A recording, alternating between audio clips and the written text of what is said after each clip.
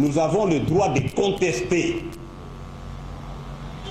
d'avoir un point de vue différent, même de celui du chef spirituel. C'est notre droit constitutionnel. Lorsque nous trouvons que le chef spirituel nous amène dans une voie qui n'est pas celle-là, nous avons le droit de contester cela. Des réunions sordides se tiennent à la résidence du conseiller direct du chef spirituel à Mbinza pour assassiner ses propres frères et nous autres. Si nous arrivait quelque chose, vous connaissez d'où cela vient. Et si le chef spirituel sait que vous avez été à Munkoto, en vous présentant au centre d'accueil, vous risquez d'être lapidé. Donc là-bas, vous ne pouvez y aller que pour marcher d'après leur livre. Mais même la liberté de presse est menacée parce que c'est le tout-puissant chef qui veut se passer pour être au-dessus du chef de l'État. Vous savez que les petits-fils, deux des petits-fils de Simon Kimbangu ont été enterrés en pleine brousse parce que le chef spirituel a interdit qu'ils puissent être enterrés en Kamba. Vous pouvez les comprendre? Et lorsque le chef spirituel arrive à Kinshasa, systématiquement, il refuse de rencontrer ses frères. Mais comment voulez-vous que la crise ne se prolonge pas? On peut venir nous encercler 1000 fois ici et nous les dénoncerons avec vigueur. Et s'il nous arrive quelque chose, et le chef spirituel, et ces autorités-là, qui en réalité sont en train de rendre un mauvais travail à notre chef de l'État. Parce que si jamais il y avait des gens qui mouraient ici, ces autorités n'apparaîtront pas. N'oubliez pas que le film de l'encerclement de la maison de Munkoto se trouve à l'étranger, entre les bonnes mains. Et nous utiliserons tous les moyens pacifiques et de droit pour ne pas accepter les monstruosités créées par le chef spirituel qui a tribalisé l'Église. Vous savez qu'il ne reçoit même pas les appels téléphoniques de ses frères. Vous pouvez y comprendre quelque chose? Une fois, nous avons dit à un ministre qui n'est plus en fonction aujourd'hui que le chef spirituel en Kamba ne reçoit pas les appels téléphoniques depuis 10 ans de ses frères. Le ministre n'en revenait pas. Il a dit ce n'est pas vrai. Et on lui a dit de tenter l'expérience. Un des petits-fils, un Ndiangenda, a pris l'appareil téléphonique, il a formé les numéros, reçus. C'est lui qui tenait le téléphone. Ayant passé le téléphone au ministre, le ministre a téléphoné, s'est présenté comme tel. Le contact établi. Il lui a dit, je vais vous passer quelqu'un. Il a fait passer son frère. Il n'en revenait pas. Comment un homme de Dieu peut se comporter comme ça? Nous ne voulons pas avoir d'affaires de Tchébéa. Pendant que des rumeurs persistantes circulent, qu'on planifie des assassinats dans l'entourage du chef spirituel, par un certain conseiller direct. Donc il ne faut pas que demain on soit surpris en se disant on n'était pas au courant. Les enfants de Ndiangenda ne peuvent pas aller en Kamba depuis 2002. Suite à l'interdiction faite par son éminence Simon Kiangani Kimbangu, qui est un de leurs propres frères. Et cela avec la complicité de certaines autorités de l'État. Il est petit-fils de Simon Kimbangu, au même titre que les enfants de Ndiangenda et les enfants de Kisolokele. Alors l'autre camp s'arrange toujours à nous salir, que nous sommes contre le chef de l'État, etc. Toutes sortes de choses. Et le conseiller direct du chef spirituel, qui est en train d'organiser des complots d'assassinat, c'est établi.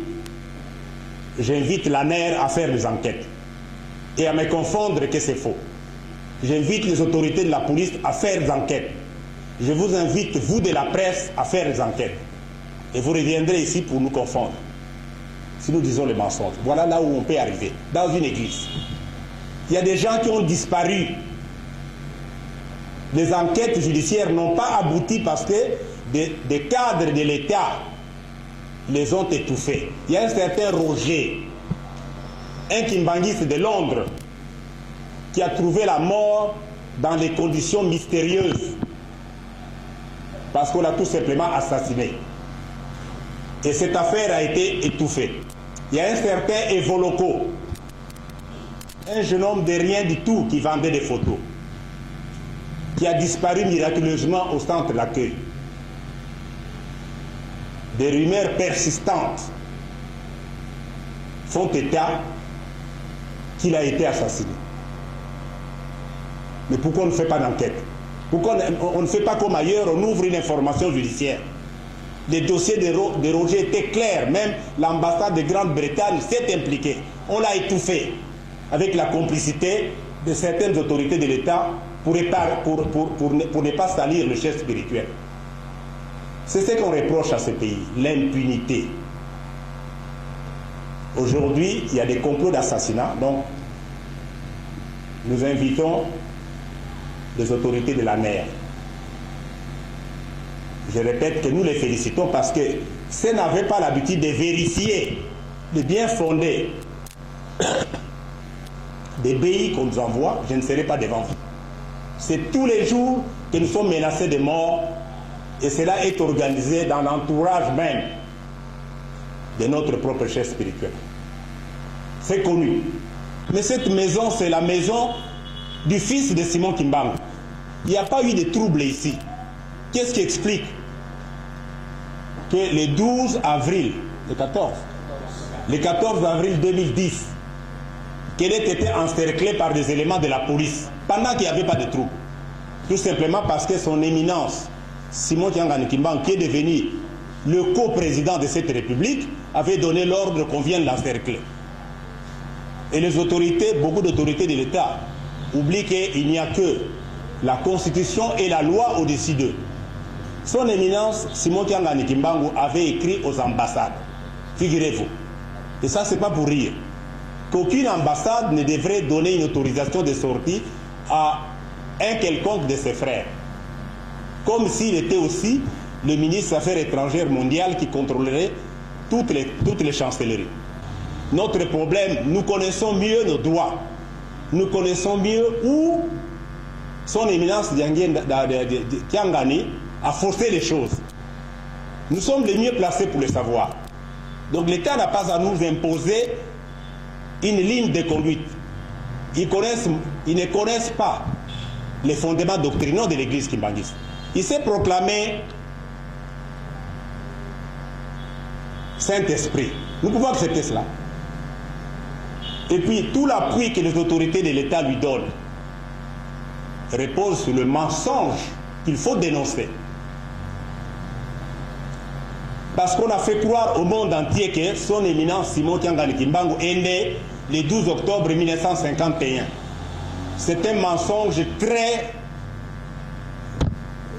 solide dans la tête de beaucoup de gens. Rien n'est plus faux que ça. Mentez, mentez, il en restera toujours. La vérité finira toujours par triompher.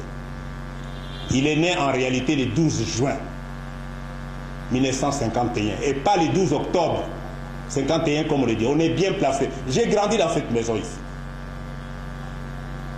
Je le répète, c'est depuis l'âge de 7 ans. Je connais l'histoire de l'église, on ne l'a pas racontée. Nous l'avons vu défiler devant nous. Et nous y sommes toujours.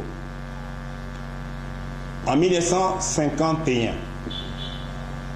les épouses des 3 fils de Simon Kimbangu attendaient tous famille, comme par hasard. La fille de Papa Gisolokele, Marianne, qui est aujourd'hui décédée, était la première à naître en 51, au mois de mars. Puis, au milieu, c'est son éminence Simon Kiangani Kimbangu. Et le troisième, la dernière, est née le 4 août 51. Allez-y comprendre quelque chose, que celui qui est né devient le petit frère de la petite sœur. Vous avez déjà vu des choses pareilles. Donc de tous les petits-fils de Simon Kimbangu, il n'y a que lui dont la date de naissance n'est pas connue. Vous croyez? Et en faisant croire que Simon Kimbangu qui est mort, quand il mourait, bien, son âme est rétablie dans le corps du chef spirituel actuel, et les gens croient cela. Tôt ou tard, la vérité finira par triompher.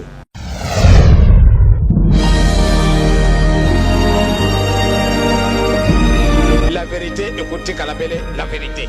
Les mensonges restera toujours les mensonges. Tazareko Kende, qui vivra verra.